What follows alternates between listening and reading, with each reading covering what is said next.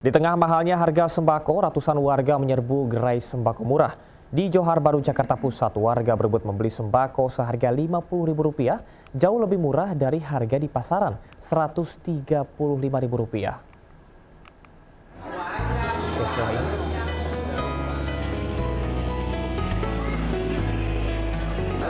Ratusan warga menyerbu gelanggang olahraga Johar Baru, Jakarta Pusat. Sebagian warga, ibu rumah tangga, antre berjam-jam demi mendapatkan kupon paket sembako murah yang disediakan PLN Peduli. Harga Rp50.000, warga mendapatkan paket sembako, beras, 5 mie instan, minyak goreng, gula pasir, dan sarden. Penyelenggara menyediakan 1.000 paket sembako murah dengan harga di pasaran Rp135.000. Harganya Rp50.000, kayaknya cukup membantu ya, kebenaran beras habis di rumah. Cukup membantu ya, kalau bisa program-program seperti ini diperbanyak. Jadi buat ibu-ibu sekarang kan semua apa-apa mahal, jadi kalau ada program kayak gini ya lumayan membantu lah. Di kota Tangerang, Banten, ratusan warga menyerbu halaman Masjid Al-Falah, Babakan. Meski diguyur hujan, warga tetap sabar antre membeli sembako murah di acara bazar yang digelar Pemkot Tangerang. Beras, gula pasir, minyak goreng, tepung terigu, telur ayam, dan mentega dijual di bawah harga pasaran. Bazar gampang sembako murah diharapkan dapat meringankan beban perekonomian warga. Tim kontributor melaporkan. Pemirsa, skuad Garuda pagi tadi telah tiba di Australia disambut oleh supporter. Skuad Garuda minggu malam berangkat ke Sydney, Australia, siap menghadapi laga lanjutan babak kualifikasi Piala Dunia 2026 melawan Australia.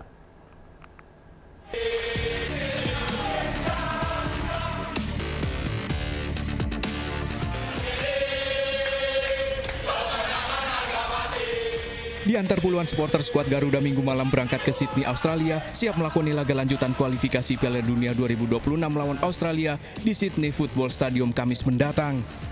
Ketua Umum PSSI Erick Thohir sebelumnya telah melepas 8 pemain diantaranya Rizky Ridho, Muhammad Ferrari, dan Nadio Argawinata. Senin pagi tadi, para pemain, pelatih, dan ofisial yang berangkat telah tiba kembali disambut para supporter. Beberapa pemain timnas juga telah sampai di Australia, diantaranya Tom Hai dan Sandy Walsh. Dari laga ini, mantan pelatih Sintayong juga menyampaikan janjinya untuk menyaksikan laga ini bersama para supporter. 특별하게 제가 인도네시아 대표팀 경기를 팬분들과 같이 시청하려고 합니다. 25일에 진행할 예정입니다. 그럼 그날까지 사람 가르다. Rencananya seluruh pemain akan berkumpul hari ini untuk memulai latihan perdana bersama pelatih Patrick Kluivert. Sementara itu di Bekasi, Jawa Barat, seorang petugas dishub melakukan pungutan liar terhadap sopir angkutan barang. Kesal menjadi korban pungli, sopir truk merekam aksi petugas dishub tersebut.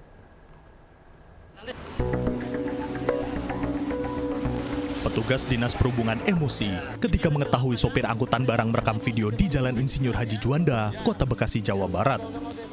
Nanti sampai saya proses ke Polres juga ya. Ya, kena undang-undang kode etik sampai nanti ya. Petugas dishub mengancam tindakan sopir akan memperkarakan kasus ini ke polisi. Di media sosial, video beredar diduga karena petugas dishub melakukan pungutan liar.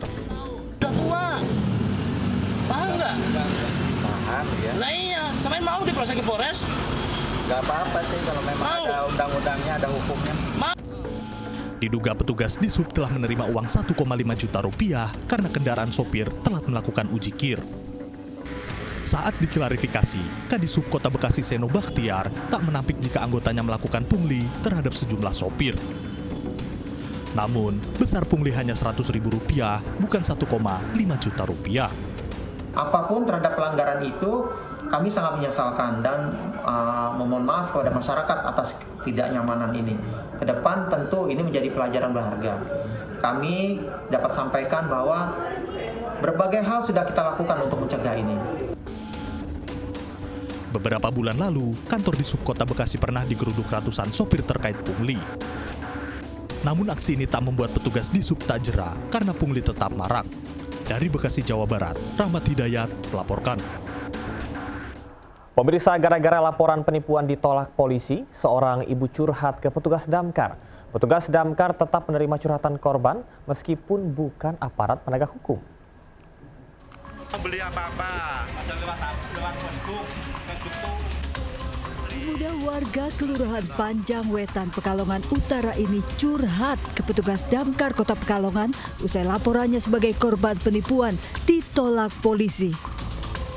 Ia tergiur iklan sepeda listrik di media sosial yang dijual 1,6 juta rupiah. Usai mentransfer uang muka total Rp450.000 dan menerima faktur pembelian, ia pun mendatangi toko sepeda, namun toko menolak karena tidak mengenali faktur. Toko menyebut ada 5 warga lain yang mengalami kejadian serupa. Sadar ditipu, korban melapor ke Polres Pemalang.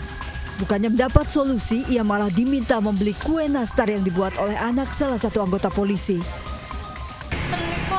Polres Pemalang. Laporan ke situ, diterima nggak laporannya tadi? Katanya apa? Malah justru ditawari nastar. Itu kita menerima telepon dari saudara Putri. Dia mengaku bahwa dia itu sengaja dari Pemalang yang seperti itu. Nanti itu beli sepeda listrik, tapi kok karena nggak terlalu jelas, katanya dia mau bilang mau kesini boleh enggak. Petugas damkar yang menerima curhatan korban hanya bisa memberi dukungan moral, sementara sejumlah jurnalis dan warga yang iba memberi bantuan uang untuk korban. Dari Pekalongan, Jawa Tengah, Suryono Soekarno, iNews melaporkan. Sanksi dipecat dengan tidak hormat menanti AKBP Fajar Widya Dharma, ex-Kapolres Ngada yang terseret kasus pencabulan anak. Tim kami Andri Narida sudah berada di gedung TNCC Mabes Polri menunggu putusan sidang etik AKBP Fajar dan berikut informasinya untuk Anda. Pemirsa, sidang kode etik terkait dengan kasus dugaan penyalahgunaan narkoba dan juga kasus dugaan perbuatan asusila yang melibatkan tersangka yakni ex-Kapolres Ngada yang bernama AKBP Fajar Widya Dharma digelar pada hari ini Senin 17 Maret 2025. Sidang kode etik ini dilaksanakan di gedung TNCC Mabes Polri Jakarta Selatan dan sidang dilaksanakan secara tertutup. Sidang kode etik ini adalah sidang yang digelar untuk memberikan sanksi, salah satunya adalah berupa pemberhentian tidak dengan hormat terhadap AKBP Fajar karena diduga melakukan pelanggaran. Di antaranya adalah perbuatan asusila terhadap 4 korban yang diantaranya adalah anak-anak di bawah umur dan juga terkait dengan pelanggaran lain yakni adalah penyalahgunaan narkoba. Dan disampaikan bahwa tindakan yang dilakukan oleh AKBP Fajar ini merupakan salah satu tindakan yang termasuk pelanggaran berat sehingga dapat dipastikan bahwa AKBP Fajar ini akan dijerat pasal berlapis dan juga dipecat sebagai anggota Polri. Diketahui bahwa AKBP Fajar ini ditangkap oleh Divisi Propam Polri pada 20 Februari 2025 lalu. Awalnya adalah karena penggunaan narkoba yang kemudian kasus ini berkembang bahwa AKBP Fajar diduga melakukan tindakan asusila terhadap anak-anak di bawah umur. Dan untuk saat ini status dari AKBP Fajar ini pun juga telah dicopot dari jabatannya sebagai Kapolres Ngada sejak 12 Maret 2025. Sementara kita nantikan bersama bagaimana berlangsungnya sidang kode etik hari ini. Pemirsa, di tengah efisiensi anggaran, Panitia Kerja Komisi 1 DPR RI Petak Umpet menggelar rapat maraton membahas revisi RUU TNI di hotel mewah di Jakarta Selatan. Rapat digeruduk oleh sejumlah aktivis. Adanya dui fungsi ABRI, teman-teman, yang katanya ingin dihormati tapi justru menyakiti rakyat. Hentikan proses pembahasan RUU TNI. Sejumlah aktivis menggeruduk ruang Ruby 1 dan Ruby 2 Hotel Fairmont Jakarta, tempat di mana Panja Komisi 1 DPR menggelar rapat maraton revisi RUU TNI.